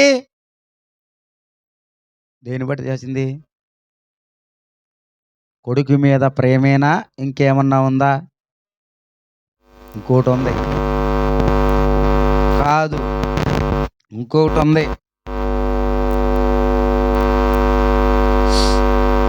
కాదు, ఇంకోటి ఉంది. అమ్మా, దేవుని యందు భయం ఉంది. ఈ పుడుతున్న ప్రతివాడు ఇస్రాయేలీని చంపటము ఇష్టపడరు. కాబట్టి అలా చంపటానికి తల్లి ఒప్పుకుంటే దేవునికి వ్యతిరేకంగా చేసినట్టు, కాబట్టి దేవునికి భయపడింది. తల్లి ప్రేమ ఉంది కాబట్టి ఆయనను దాచింది, జాగ్రత్తగా దాచింది. ఎన్ని నెలలు? 3 నెలలు దాచింది. ఓకేనా? ఇప్పుడు 3 నెలల బాధ్యత తీసుకున్నది ఎవరు? తల్లి. 3 నెలల బాధ్యత తీసుకున్నది ఎవరు? తల్లి. 3 నెలల బాధ్యత తీసుకున్నది ఎవరు? తల్లి. కాదు, కాదు, తండ్రి కూడా. ఎవరు? తండ్రి కూడా. ఇదేంటి తండ్రి ఎక్కడ ఉన్నాడండి ఇక్కడ అంటాడు. ఇప్పుడు దాయాల్సింది ఎక్కడ? ఆమెకు పిల్లోడు పుట్టాడంటే వాళ్ళ ఆయన ఉండడా? మోషే వాళ్ళ నాన్న ఉండడా? 3 నెలలు దాయాలంటే పర్మిషన్ ఎవరు ఇవ్వాలి? ఎవరివ్వాలి? ఎవరివ్వాలి? తండ్రి ఇవ్వాలి. మోషే యొక్క తండ్రి ఇవ్వాలి. అప్పుడు మోషే తల్లెళ్ళి, ఏవండి ఏవండి, మనకి బాబు పుట్టాడు, చంపేయాలన్నారు. చంపేయాలి అంటే పిల్లోడు చాలా బాగున్నాడండి, పిల్లోడు పైగా మనము దేవుని యొక్క సంతానము. మన సంతానం ఇక్కడతో ఆగిపోకూడదు. ఇది దేవునికి వ్యతిరేకమైంది. ఏం చేద్దాం? మీకు కనపడని మోషే తండ్రి ఇక్కడ ఉన్నాడు. అప్పుడు ఆయన ఏం చెప్పాలి తెలుసా? ఊరుకో, పడై అంటే పరిస్థితి ఏంటి? పడేయాల్సిందే. ఊరుకో అంటే ఏం చేయాలి? పడేయాలి. కానీ 3 నెలలు దాసింది అంటే, 3 నెలలు దాసిందంటే ఆయన పర్మిషన్ ఇచ్చాడా లేదా? ఇచ్చాడు. ఆయన 3 నెలలు పిల్లోడికి కావాల్సింది చూశాడా లేదా? ఇప్పుడు 3 నెలలు దాసింది ఎవరు? తల్లియు తండ్రియు. తల్లి తండ్రి ఖచ్చితంగా 3 నెలలు దాచారు. ఇది రియల్. అవునా కదా? తల్లి తండ్రి బాధ్యతగా 3 నెలలు దాచారు. 3 నెలలు అయిపోయిన తర్వాత పిల్లోడు ఏడవటం మొదలుపెట్టాడు. వాడు విషయం బయటపడిపోద్దేమోనని తెలిసి ఆమె ఒక పెట్టిని తయారు చేసి, ఏ పెట్టది? జమ్ము పెట్టి. జమ్ము పెట్టిలో పెట్టి నీళ్ళల్లో వదిలేయాలి. నీళ్ళల్లో వదిలేస్తే నీళ్ళలో కొట్టుకుపోయినప్పుడు నీళ్లు మునిగిపోతాయి కదా, పిల్లోడు చచ్చిపోతాడు కదా. మరి ఎట్లా? కీలు పూసింది. తల్లి ఏం చేసింది? కీలు పూసింది. తల్లి ఏం చేసింది? కీలు పూసింది. అంటే కీలు అంటే మీకు అర్థం అవటానికి, పాతకాలంలో మీరు ఊరగా పట్టేటప్పుడు కుండ లోపల లక్క రాస్తారు. లక్క అవునా? అది స్మూత్గా ఉండ, పాడవకుండా. ఆ లక్కనే కీలు అంటారు. అది జమ్ము పెట్టి పైన పోసింది. ఎందుకు అంటే నీళ్లు లోపలికి వెళ్ళకూడదని, పిల్లోడికి ఏమీ కాకూడదని తల్లి ఆలోచించింది. ఆ ప్లాన్ తండ్రికి చెప్పింది. అలాగేనమ్మాయిని చెప్పాడు. వారి బాధ్యత వరకు వాళ్ళు పెంచారు. బాధ్యత అయిపోయిన తర్వాత జమ్ము పెట్టులో పెట్టి నీళ్ళల్లో వదిలేసి దూరం నుంచి చూస్తున్నారు. అప్పటికి మోషేకి ఒక అక్క ఉంది. ఆమె పేరు మిరియాం. తల్లి చూడలేక, అమ్మ తమ్ముడు వెళ్ళిపోతున్నాడు, ఒకసారి చూడు అంటే అక్కడే అక్క మిరియాం నిలబడి ఉంది. ఆ పిల్లోడు అట్లా వెళ్ళిపోతా ఉన్నప్పుడు మధ్యలో స్నానం చేయడానికి ఎవరైతే పిల్లల్ని చంపేయమన్నారో ఆ రాజు యొక్క కుమార్తె అక్కడ స్నానం చేయడానికి వచ్చింది. అప్పుడు మోషే లోపల నుంచి ఏడవటం మొదలుపెట్టాడు. అప్పుడు వాడిని బయటికి తీసినప్పుడు ఇతను హెబ్రీయుడు. ఇతను ఎవరు? హెబ్రీయుడు. అప్పుడు అతను ఏం చేయాలి? చంపేయాలి. కానీ ఆమె చంపలే. బాగున్నాడు కదా, పెంచేసుకుందాం అనుకున్నాడు. బాగుంది కదా, పెంచేసుకుందాం అనుకున్నాడు. 5 నిమిషాలు ఇంకా బాగుంది కదా, పెంచుకుందాం అన్నాడు. పాలు ఇవ్వాలి కదా, ఆమెకేమి ఇంకా పెళ్ళి అవ్వలేదు. కాబట్టి ఇప్పుడే ఎవరైనా పాలిచ్చే తల్లులుంటే తీసుకురండి అని చెప్తే మళ్ళీ వెళ్ళి ఎవరిని తీసుకొచ్చారంటే వాళ్ళమ్మనే తీసుకొచ్చారు. వాళ్ళమ్మ అతనికి పాలిచ్చింది. ఎన్ని సంవత్సరాలు అంటే 10 సంవత్సరాలు. ఎన్ని సంవత్సరాలు? హెబ్రీలు 10 సంవత్సరాలు పాలిస్తారు. సో 10 అంటే మనకి ఎక్కువ, కానీ అక్కడ హెబ్రీలకు 10 సంవత్సరాలు పాలు ఇచ్చి, 10 సంవత్సరాల తర్వాత అతను రాణి దగ్గరికి వెళ్ళిపోయాడు. అక్కడి నుంచి ఏమైపోయాడు? అక్కడ గొడవ జరిగింది హెబ్రీయుడికి ఐగుప్తుడికి. ఆ గొడవలో ఐగుప్తుడిని చంపాడు. ఈ విషయం రాజుకు తెలుసుదేమో. అక్కడి నుంచి పారిపోయిన తర్వాత మోషేతో ఎవరు మాట్లాడారు? దేవుడు మాట్లాడి అదే ప్రజలకి నాయకుడిగా నువ్వు ఉండబోతున్నావు అని చెప్పి దేవుడు పిలిచి మోషేని నాయకుడిగా ఎన్నుకున్నాడు. అలా దేవుడు మోషేకి ఇల్లంతట్లో నమ్మకంగా ఉన్నాడు. ఇందుట్లో నేర్చుకోవాల్సిన 2 విషయాలని చెప్పా గదా! ఒకటి, మోషేని 3 నెలలు దాయటానికి ఎవరు భద్రంగా దాశారు? చెప్పాలి, గట్టిగా చెప్పాలి. తల్లి, తండ్రి. మీరిందాక ఒకటి చదివారు స్టార్టింగ్‌లో. పిల్లలు దేవుడిచ్చు బహుమానం ఇస్తే ఏం చేయాలి? చెల్లికి నేను ఒక యాపిల్ ఫోన్ ఇచ్చా. ఏం చేస్తావమ్మా? చాలా జాగ్రత్తగా దాసుకొని అన్నయ్య నాకు ఆ యాపిల్ ఫోన్ ఇచ్చాడని చెప్పుద్ది. అవునా? పౌచ్ ఏస్తది, స్టిక్కర్ ఏస్తది. గులాబీ పువ్వు ఉన్న ఒక స్టిక్కర్ కొని దానికి అంటేస్తది. అవసరమైతే నా పేరు కూడా రాస్తది. అన్నయ్య గిఫ్ట్ అని దాస్తది. అంతేగాని అట్టుకెరటేసి ఇట్టుకెరటేసి చేస్తదా? చేయదు. అలాగే పిల్లలు ఒక బాధ్యత వరకు మనము దేవుడిచ్చిన బహుమానంగా పెంచవలసిన బాధ్యత ఎవరిది? తల్లి, తండ్రిది. తల్లియును, తండ్రిను ఇంకో 3 నెలలు వారి బాధ్యత నెరవేర్చబడింది. అది మన జీవితంలో భర్తకి, భార్యకి. పిల్లలు తప్పు చేస్తే భర్త తప్ప, అదే అమ్మది తప్ప, నాన్నది తప్ప? మీరే మనోళ్ళు ఎలా అయిపోయారు తెలుసా? పిల్లలు పాడైపోవడానికి కారణం నువ్వే. తల్లిగా నువ్వేం చూస్తున్నావు? అవునా కదా? మరి తండ్రికి ఈయన ఏం చేస్తున్నాడు? తండ్రిగా ఈయన ఏం చేస్తున్నాడు? అర్థమైందా మీకు? కానీ బాధ్యత తల్లి ఒక్కదే కాదు, బాధ్యత తండ్రి ఒక్కదే కాదు, బాధ్యత ఇద్దరిది సమానంగా. మన పిల్లల్ని మనం పెంచేటప్పుడు బాధ్యతగా దేవుని యందు భయభక్తులు కలిగి, మీరు భయభక్తులు కలిగి, అంటే తల్లిదండ్రులకి భయభక్తులు కలిగి పిల్లల్ని పెంచాలి. మీ పిల్లలకి మీరే హీరో, మీరే హీరోయిన్. బాధ్యతనా? మీ పిల్లలకి మీరే హీరో, మీ పిల్లలకి మీరే హీరోయిన్. మీరు హీరో, హీరోయిన్ లాగా లేక సినిమాల్లో చూసుకుంటున్నారు మన పిల్లల్ని. మన పిల్లలు మా అమ్మ ఎట్టుంటే బాగుండు, మా నాన్న ఎట్టుంటే బాగుండు అని చెప్పి సినిమాల్లో చూడాల్సిన పరిస్థితి వచ్చింది. ప్రతి నాన్న ఒక హీరో, ప్రతి అమ్మ ఒక హీరోయిన్.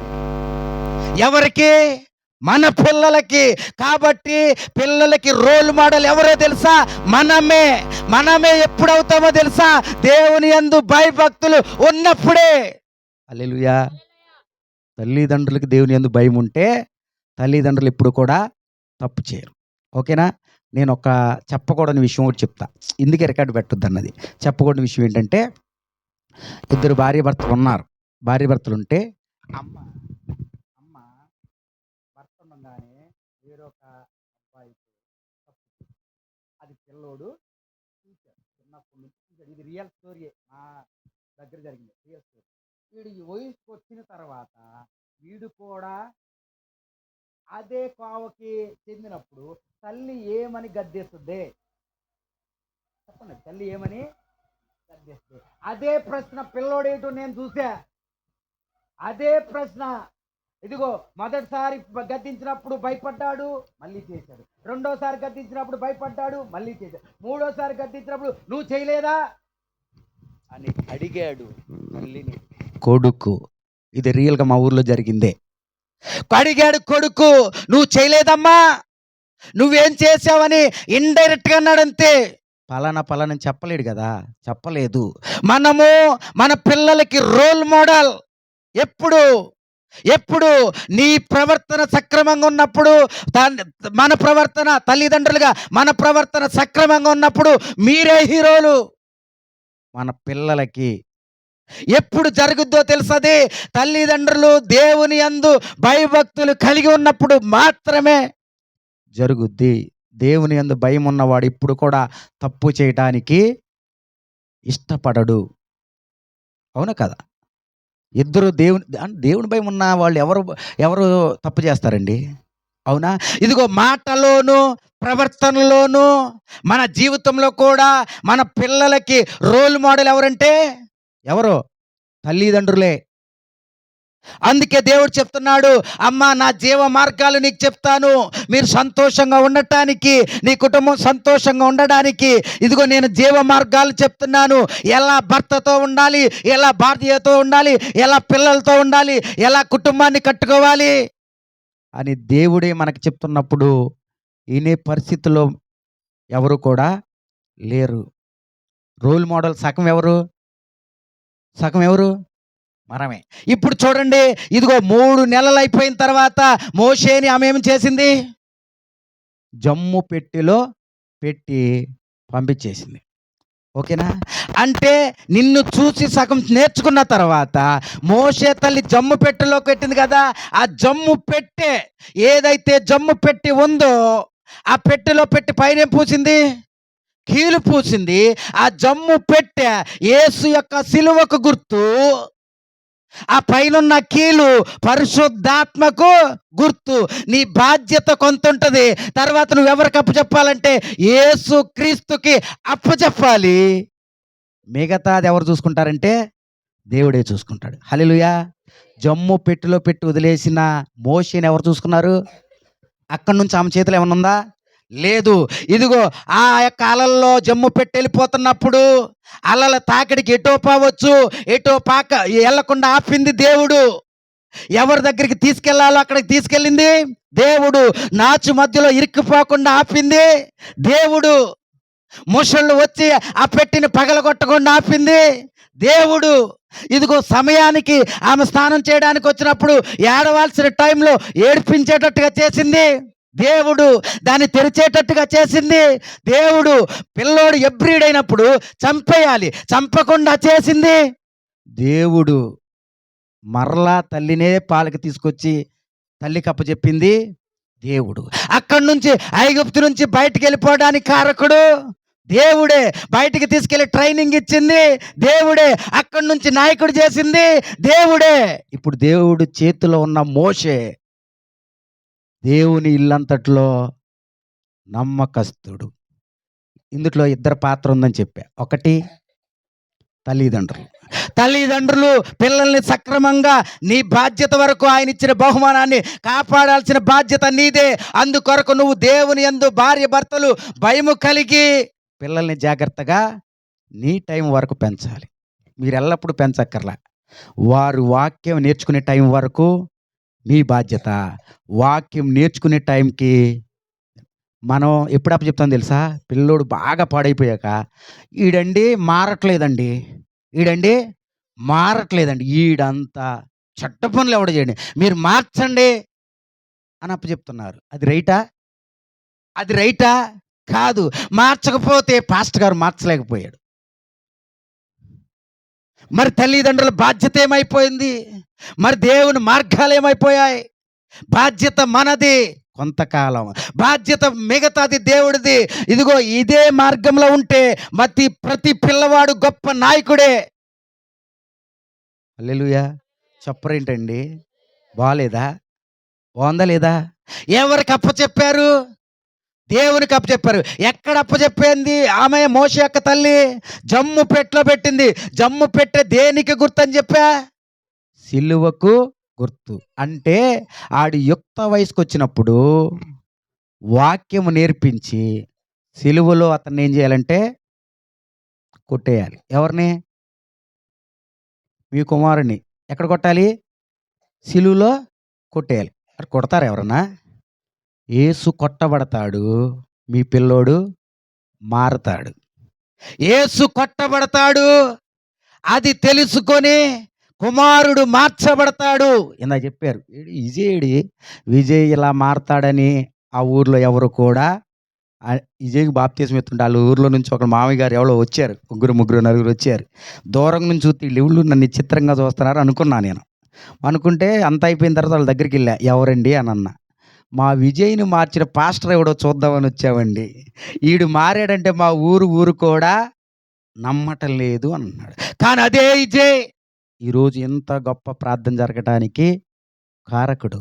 బికాజ్ దీని కొరకు ఆయన జమ్ము పెట్టెలో పడ్డాడు, సిలువలో పడ్డాడు, ఆయన సిలువ వేయబడ్డాడు, ఆయన నూతనంగా లేచాడు.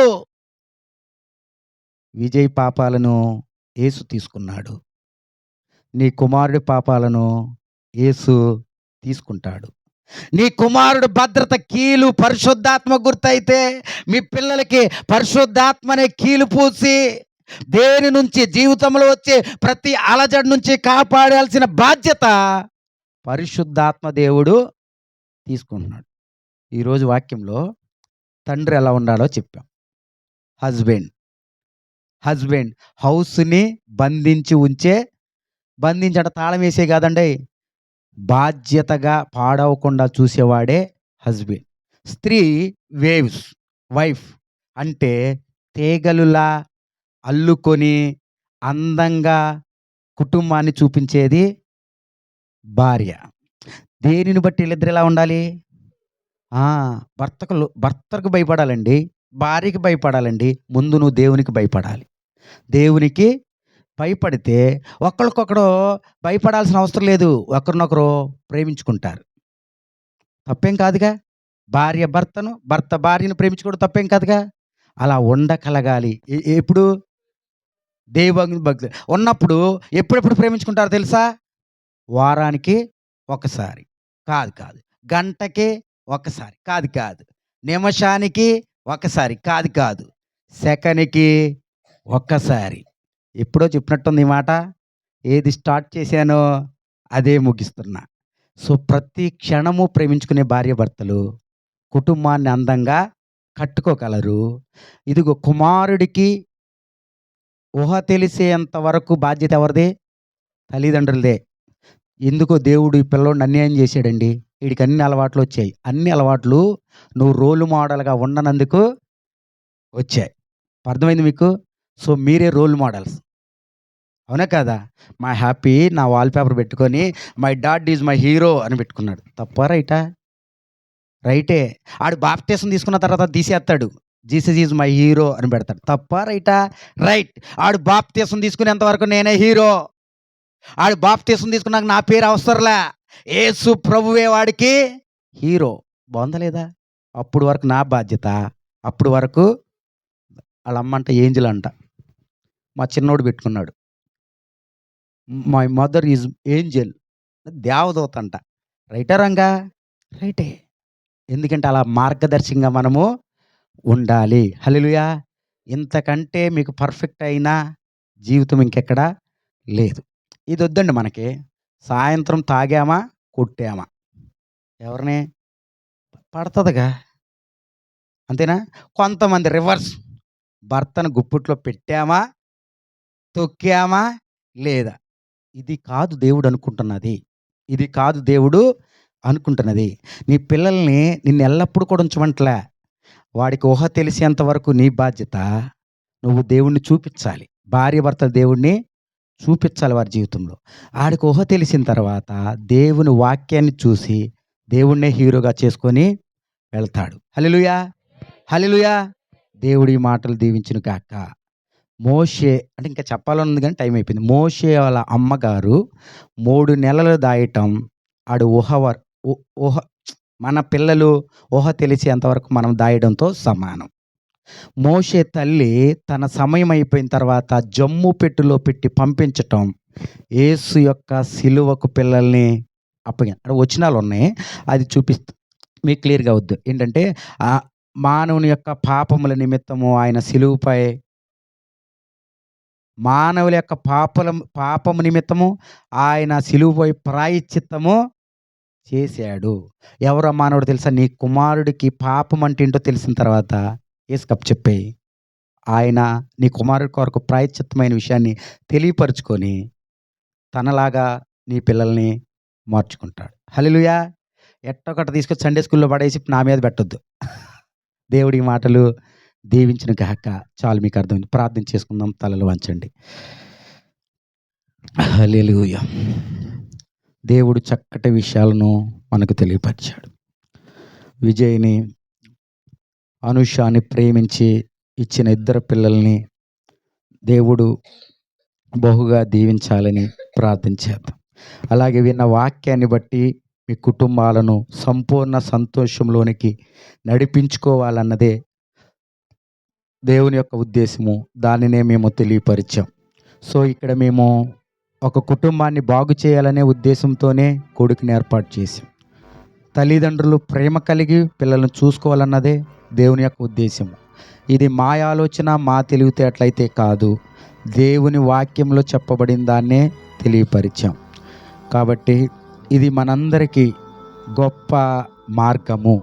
దేవుడు ఇదిగో జీవ మార్గములు మనకు తెలియపరిచాడు. ఈరోజు నుంచి భార్య భర్తలు దేవుని యందు భయభక్తులు కలిగి ఉండాలి. మొదటిగా భర్త కుటుంబానికి పునాది లాంటివాడు. కుటుంబాన్ని చిందరవందర కాకుండా కాపాడవలసిన బాధ్యత, పిల్లలు చిందరవందర కాకుండా కాపాడవలసిన బాధ్యత, దేవుని యందు భయభక్తులు కలిగి ఆయన జీవ మార్గములు తెలుసుకొని నడుచుకుంటూ వెళ్ళవలసిన బాధ్యత భర్తదైతే, అలా ఉన్న భర్తను అంటిపెట్టుకొని ప్రేమిస్తూ కుటుంబాన్ని కట్టుకునే బాధ్యత భార్యది. ఎంత బాగుంటుందో ఇలాంటి కుటుంబం కదా. అలా ఉన్నప్పుడు నీ పిల్లలు ద్రాక్ష గుత్తుల వలె ఫలిస్తారు అని దేవుడు సెలవిస్తూ ఉన్నాడు. మన పిల్లలు ఫలించాలి అన్నది మన చిత్తం అయితే, మన యొక్క ఆలోచన అయితే, మన కోరిక అయితే, మన పిల్లలు గొప్ప నాయకులుగా మార్చబడాలంటే మోషే యొక్క జీవితంలో నుండి ఇదిగో మనం విన్న ఈ మాటలే గొప్ప దేవుని యొక్క మార్గము. ఇదిగో 3 నెలలు తల్లిదండ్రులుగా మోషే తల్లిదండ్రులు ఎంతో బాధ్యతగా అర్పించారు. సమయము ఎంతవరకు తమకుందో అంతవరకు పిల్లవాడిని మోషేని వారు దాచినట్లుగా, దేవుడి పాపం అంటే ఏంటో నీ కుమారుడు నీ కుమార్తెకు అర్థమయ్యేంత వరకు నీ యొక్క పిల్లలకు నువ్వే ఒక రోల్ మోడల్గా, దేవుణ్ణి చూపించేవారుగా, దేవుని యందు భయభక్తులు కలిగిన వారుగా చూసుకోవాల్సిన బాధ్యత నీది. నీ సమయము దాటిన తర్వాత నువ్వు దేవునికి నీ కుమారుణ్ణి అప్పగించాలి. అప్పుడు దేవుడు జమ్ముపెట్టులో ఉన్న మోషేని నాయకునిగా చేసింది దేవుడే. జమ్ముపెట్టులో విడిచిపెట్టిన మొదలుకొని నాయకుడిగా నిలబెట్టుకొని బైబిల్లో ఆయన కొరకు ఒక వచనాన్ని రాయబడి దేవుని ఇల్లంతట్లో మోషే గొప్ప నాయకుడు అని చెప్పబడినట్లుగా చరిత్రలో నీ కుమారుడు నీ కుమార్తె గురించి దేవుడు గొప్పగా రాయాలనుకుంటే మనము ఈ మార్గాన్ని ఎంచుకోవాల్సిందే. ఇదిగో మోషే జమ్ముపెట్టులోకి వెళ్ళిన తర్వాత ఎన్నో సమస్యలు, ఎన్నో కష్టాలు, ఎన్నో ఇబ్బందులు, కానీ ఏవి మోషేని గొప్పవాడిని చేయకుండా ఆపలేకపోయాయి. ఇదిగో ఆ వేలో ఆ యొక్క అలలో జమ్ముపెట్టులో వెళ్తున్నప్పుడు నాచులో ఇరుక్కోకుండా, అలల్లో కొట్టుకుపోకుండా, సమయానికి ఏడుస్తూ ఫరో కుమార్తె తీసుకునేటట్లు చేసి ఆ పిల్లవాడిని చంపకుండా మళ్ళీ తల్లికి అప్పగించి పెద్దవాడిని చేసేటట్టుగా చేసింది దేవుడే. అడవిలోనికి పంపించింది ఆయనే, ట్రైనింగ్ ఇచ్చింది ఆయనే, మోషేని నాయకుడిగా చేసింది కూడా ఆయనే. దేవుని నీకు కుమారుడిగా ఇచ్చినప్పుడు దేవుని కొరకు నీ పిల్లల్ని పెంచాల్సిన బాధ్యత మనకుంది. అందుట్లో నీది సగమే, మిగతాది దేవుడే చూసుకుంటాడు. జమ్ముపట్టులోకి వెళ్ళిన కుమారుడు, క్రీస్తు సిలువలోకి వెళ్ళిన కుమారుడు ఒక్కటే. క్రీస్తు సిలువలో ఉన్నవాడు, క్రీస్తులో ఉన్నవాడు ఒక్కటే. క్రీస్తులో ఉన్న నీ కుమారుడు నీ కుమార్తె భద్రత దేవునిదే. అప్పుడు దేవుడు గొప్పవాడిగా నీ కుమార్తెను ఉంచాలనుకుంటున్నాడు. ఈ మాటలు మీకు అర్థమైతే మీరు ప్రార్థన చేసుకోండి. దేవుడా, మీరు ఈరోజు నాకు, నా కుటుంబానికి గొప్ప మార్గాలను మీరు అందించారు, మీకు వందనాలు చెల్లిస్తూ ఉన్నాను. అవును తండ్రి, మేము భార్యాభర్తలుగా నీ యందు భయభక్తులు కలిగి ఉండాలి నాయన. నేను నీ యందు భయం చేత నా భార్యను ప్రేమించాలి ప్రభువా, నీ యందు భయం చేత నా భర్తను ప్రేమించాలి నాయన. నీ యందు భయం చేత నా కుటుంబాన్ని చిందరవందర కాకుండా కాపాడుకోవాల్సిన బాధ్యత నాదే అని భార్యాభర్తలుగా మనం ప్రార్థన చేసుకోవాలి. అలాగే తండ్రి, నా పిల్లవాడిని ఇదిగో ఊహ తెలిసేంత వరకు బాధ్యతగా తల్లిదండ్రులుగా మాకే ఆ బాధ్యత ఉంది. నీ యందు భయము మేము ఏమి నేర్చుకున్నామో ఆ భయాన్ని పిల్లలకి నేర్పించే బాధ్యత మాదే ప్రభువా.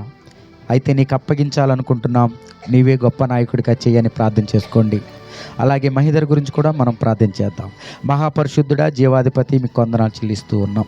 కూడి ఉన్న ప్రతి ఒక్కరిని ప్రభువా మొదటిగా నీ వాక్యం చేత ప్రభువా బలపరిచినందుకే మీకు వందనాలు ప్రభువా. జీవ మార్గములు యెహోవా తెలియపరిస్తే ఇదిగో సంపూర్ణమైన సంతోషము ఉంటుందని చెప్పావు తండ్రి. ఇదిగో నాయన, ఆ సంపూర్ణమైన సంతోషమును నాయన ఈ రోజు నుంచి వారు ప్రారంభించడానికి ఇదిగో నేను ప్రతి క్షణము నీ మార్గాన్ని వారికి తెలియపరచండి. ఆ మార్గమును అనుసరించి నడిచేటట్లుగా వారికి తెలియపరచండి. ప్రతి కుటుంబము దీవించబడును గాక. ప్రభా, ఈరోజు పుట్టినరోజు జరుపుకుంటున్న మహేధర్ని మీరు జ్ఞాపకం చేసుకోండి. సంవత్సరం అనే దయా కిరీటాన్ని ఇచ్చి ఇప్పుడు వరకు ఆరోగ్యం ఇచ్చి ప్రభా నీ సన్నిధిలో ఆయనను కాపుదల దయచేసావు. భవిష్యత్తుని మీ చేతులకు అప్పగిస్తున్నాం ప్రభువా. ఇదిగో నేను భవిష్యత్ అంతా జ్ఞానము ఆరోగ్యం చేత నీ వాక్యం చేత నింపి కుమారుణ్ణి గొప్ప నాయకుడిగా చేయటానికి ప్రభువా ఈరోజు ప్రార్థన చేస్తున్నాం. అటు రీతిగా మహిధర్ దీవించబడును గాక, ఇద్దరు కుమారులు దీవించబడును గాక. ప్రభు అనుష విజయ్ దేవుని యొక్క కుమారులుగా పిల్లలకి రోల్ మోడల్గా ప్రభు దేవుని యందు భయభక్తులు కలిగి కుటుంబాన్ని కట్టుకునేవారుగా దీవించబడును గాక.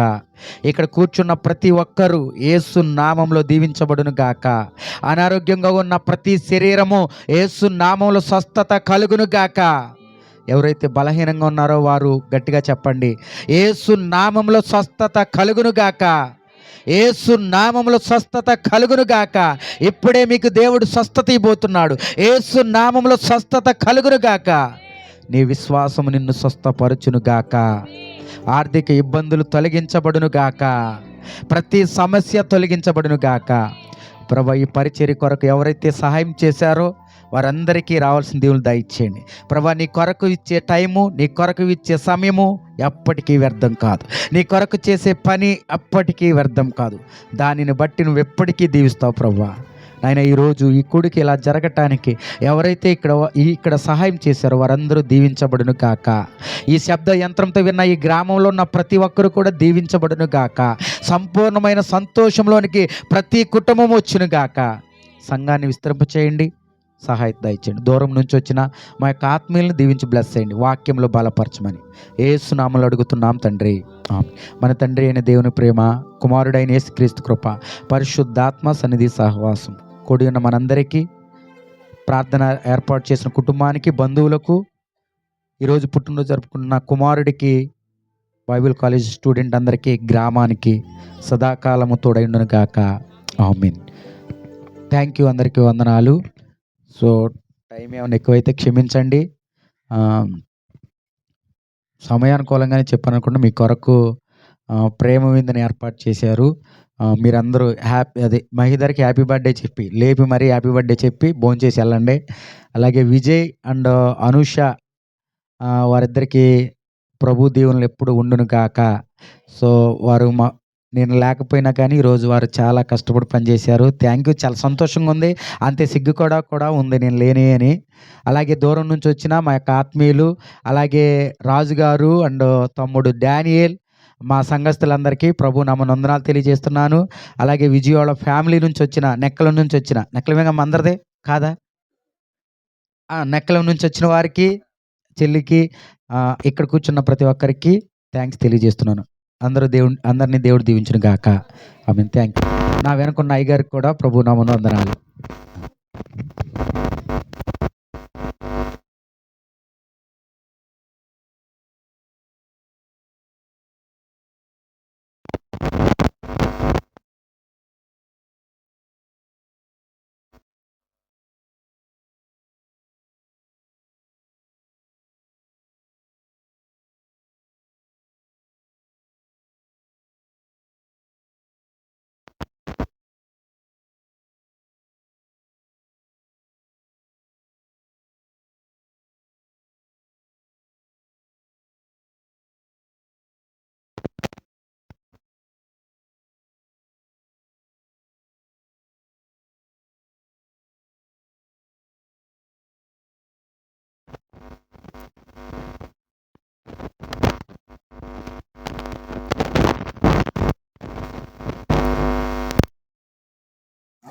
దారుణంగా